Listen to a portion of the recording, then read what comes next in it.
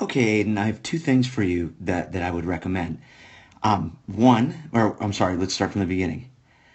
You do a good job rocking back into hip load, right? I'm watching your, back hip here. You get your backside loaded good. You've got to unload it some more on your stride. You can see how much your weight is staying back on your stride. And as a result, as you watch your back knee, we get a lot more turning around action rather than going to the ball. When we look at impact, we're supposed to have that straight line that goes, that's not a real straight line, that goes right up through there.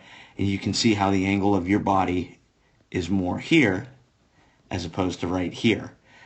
We also get more of an around action on our swing. I think we get a little bit stuck on our backside as well.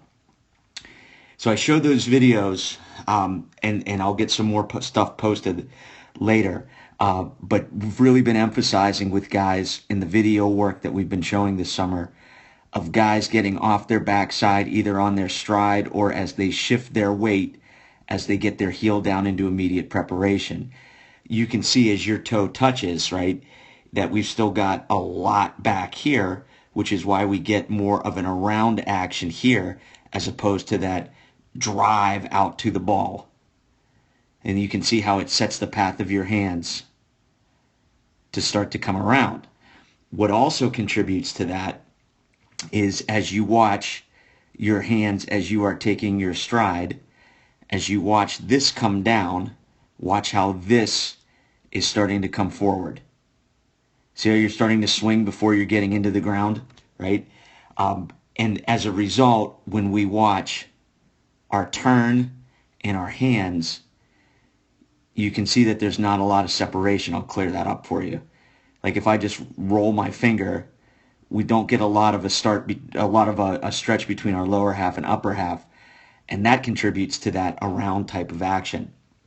And finally, when you get to toe touch, I think that you've got your weight, a little bit forward towards home plate, right? And I think that's going to make it tougher to hit the inside pitch. I would recommend being more stacked up, be more upright. But the big thing, and you can practice this on your own, is just feeling getting weight off of that back leg on our stride so that we're not just spinning around, but we've got something going straight out to the ball. Because the end result on all four of these swings that I watched is that around action. And again, when we're at impact here, right, you can see how your angle is back as opposed to being straight up. So let's work on getting off our backside on our stride, and our hands don't start to come forward until we start to get, like you can still see as we're getting toe down, we're moving forward up top, right? It's that action there. Only then should we start to see our hands start to come forward, right? So off our backside on our stride, and feel the lower half is going to initiate our forward movement. We're not going to be diving in on our stride and letting our top half come on our stride.